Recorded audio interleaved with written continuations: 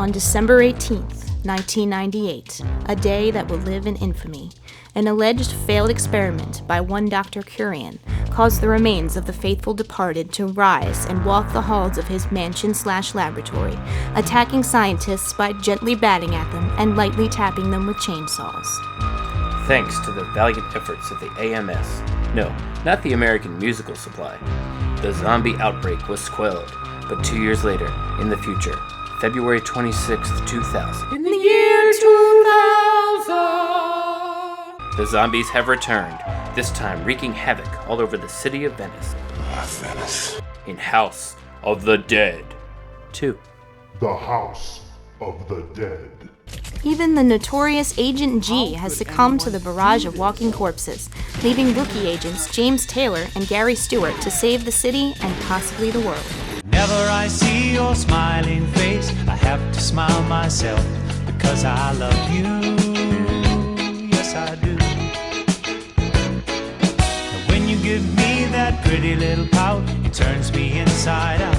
There's something about you, baby, I don't know.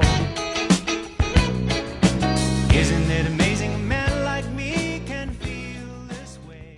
James and Gary must fight their way through marginally better graphics and even more poorly acted voiceovers to stop a new villain, Goldman, who now claims responsibility for what is henceforth referred to as the 1998 Curian case. Goldman is a man in a business suit and glasses who sits behind a massive marble desk that is completely empty. I mean, he doesn't even have a phone or a computer or even a pencil. What does he do at his desk? Just sit there and make sorry attempts at maniacal laughter? People of the AMS, I am Goldman. Goldman leads our heroes on a wild goose chase throughout the city, capturing their friends and leaving them cryptic messages on their enormous cell phone. It seems that Goldman left a message for us. And I'm pretty sure he's the same guy who does the voices of James and Gary, and all of the other male characters. It's like Sega went out on the street somewhere in Canada, grabbed the first two teenagers they saw and said, "Hey, want to do some voiceovers?"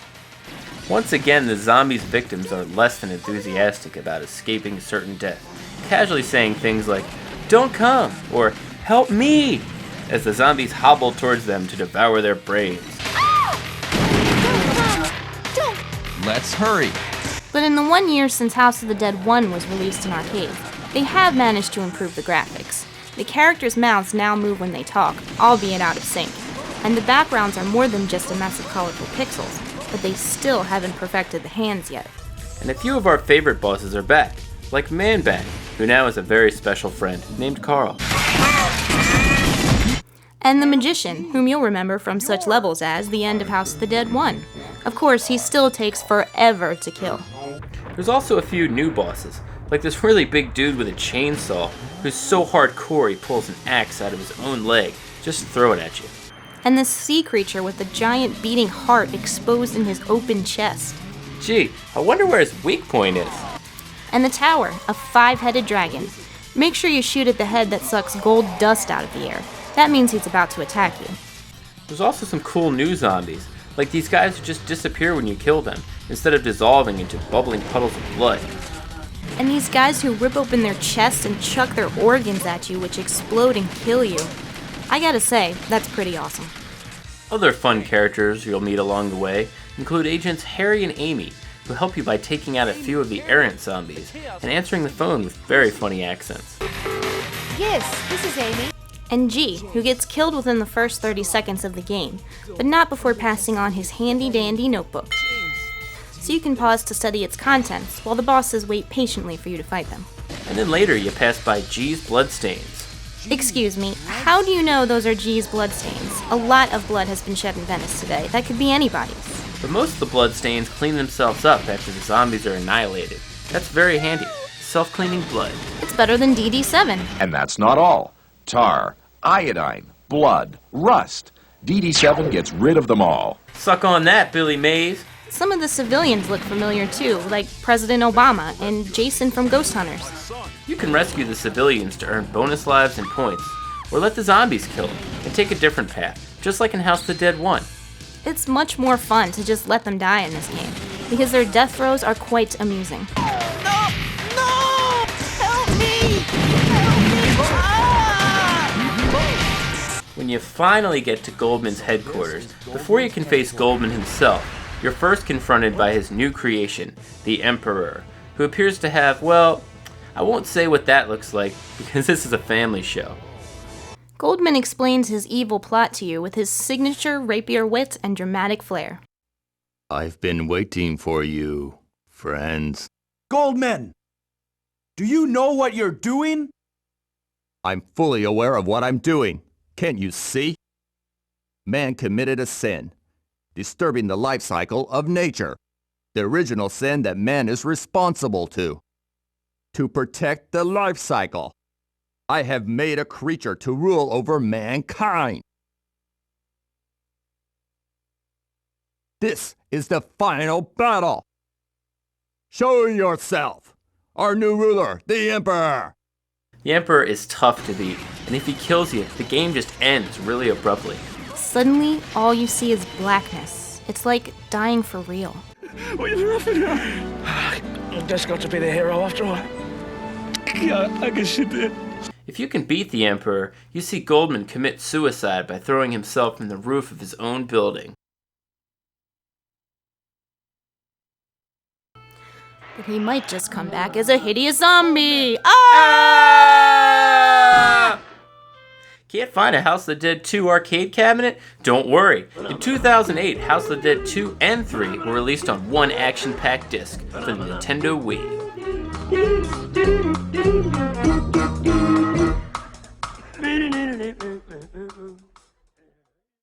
Which is especially awesome, considering that the only other home console on which it was released was a Sega Dreamcast.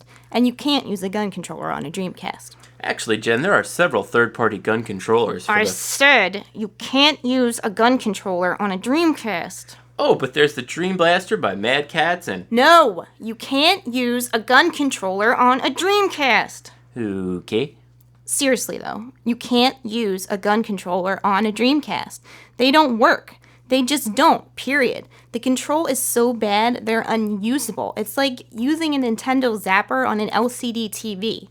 Underwater, blindfolded.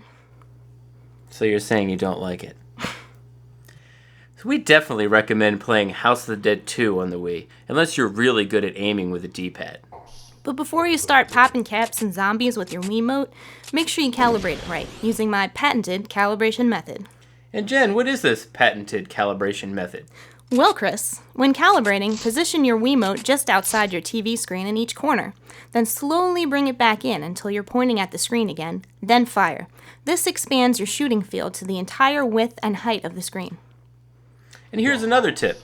Make sure you shoot the special bonuses you find in your travels. You could use these for extra lives or credits in future games. Yeah, but why can't I use them in my current game? I want extra lives now! There's also some really useless bonuses, like primitive meat, which just gives the zombies really big hands and feet. Lame. Shortly after House of the Dead 2 came out, Sega released a fun little oddity called The Typing of the Dead for the Sega Dreamcast.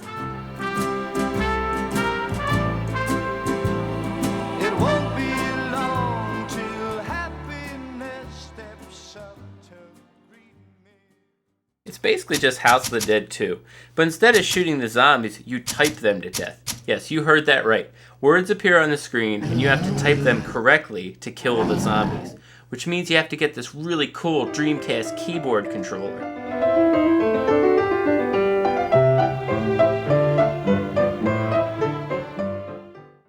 The typing of the dead. You'd think it would be a lame educational game, but it's actually a lot of fun and an entertaining way to help increase your typing speed. The faster you type, the faster you kill the zombies. The best part is the funny phrases that you have to type. Some of the weirdest stuff appears on the screen, like bedwetting and nasal bleed. And some of them are just disturbing, like going around setting fires. Brain douche. Yes, I actually typed brain douche once. It's the most fun you'll ever have typing. So get yourself a keyboard controller and start pounding away at those keys. Venice will thank you. Well, I guess we took care of all those zombies for good this time. Curion's dead. Goldman's dead. There's no way that they could possibly come back again. Or is there?